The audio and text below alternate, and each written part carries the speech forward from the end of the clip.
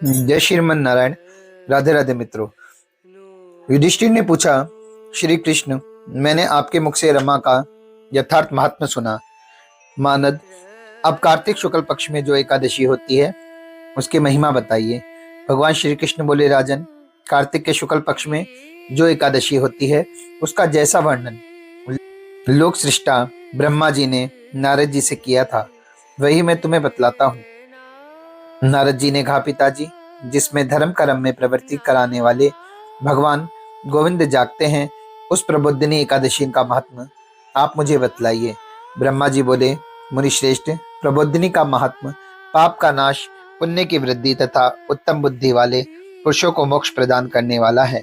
समुद्र से लेकर सरोवर तक जितने भी तीर्थ हैं वे सभी अपने महात्म्य की तभी तक गर्जना करते हैं जब तक कि कार्तिक मास में भगवान विष्णु की प्रबोधिनी तिथि नहीं आ जाती। प्रबोधिनी एकादशी को एक ही उपवास कर लेने से मनुष्य 1000 अश्वमेघ तथा 100 राजसूय का फल पा लेता है।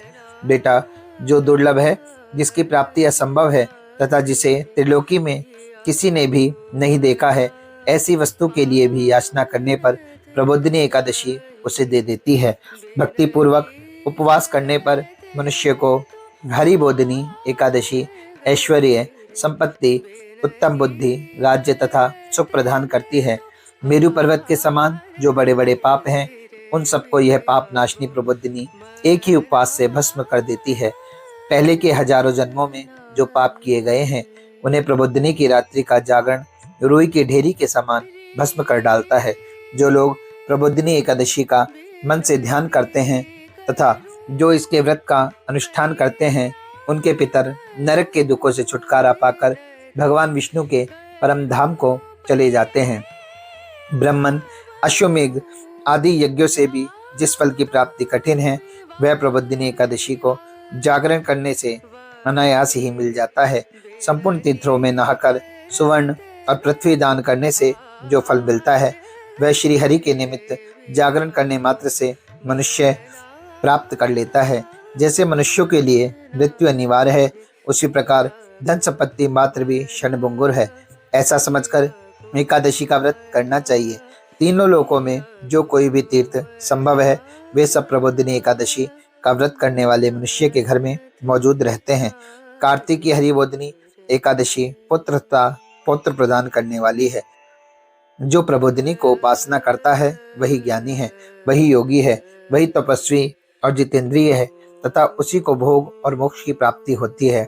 बेटा, प्रबोधिनी एकादशी को भगवान विष्णु के उद्देश्य से मानव जो स्नान, दान, जप और होम करता है वह सब अक्षय होता है।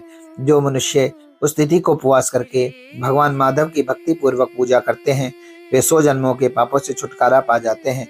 इस व्रत के द्वारा देवेश्वर जनार्दन को संतुष्ट करके मनुष्य संपूर्ण दिशाओं को अपने तेज से प्रकाशित करता हुआ श्री हरि के वैकुंठ धाम को जाता है। प्रबोधिनी को पूजित होने पर भगवान गोविंद मनुष्यों के बचपन, जवानी और बुढ़ापे में किए हुए 100 जन्मों के पापों को चाहे वे अधिक हो या कम हो धो डालते हैं।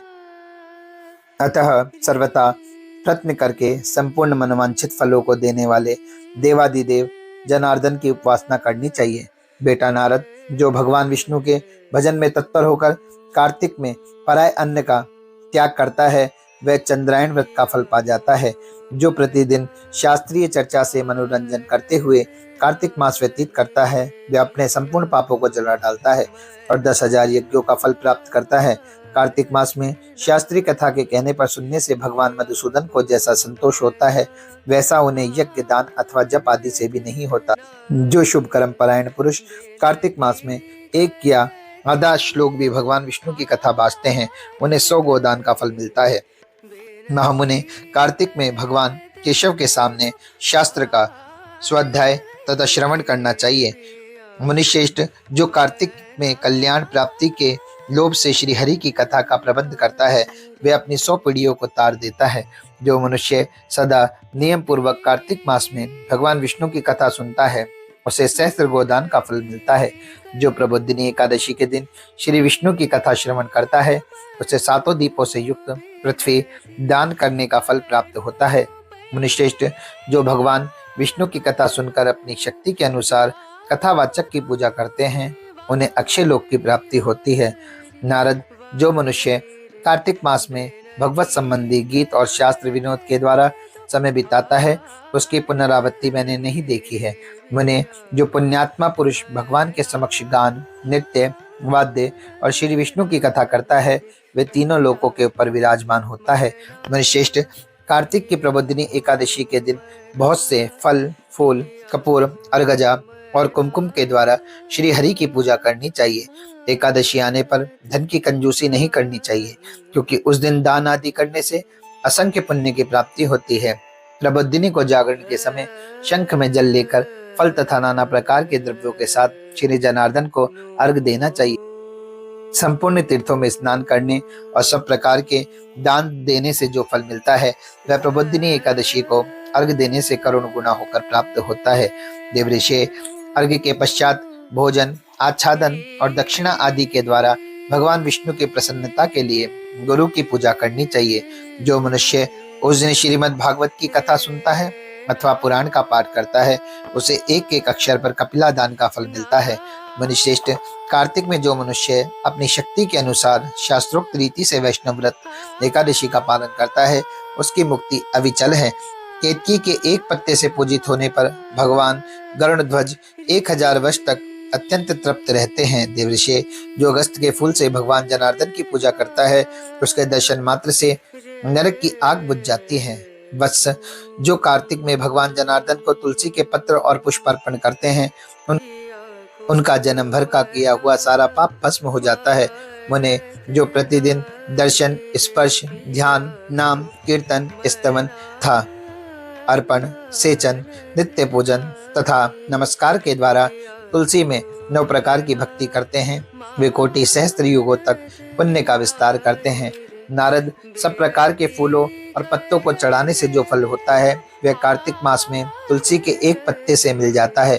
कार्तिक आया देख प्रतिदिन नियम पूर्वक तुलसी के कोमल पत्तों से महाविष्णु श्री जनार्दन का पूजन करना चाहिए।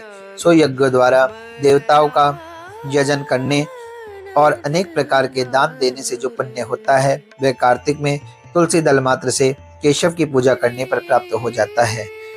वही लक्ष्मी नारायण भगवान की जय।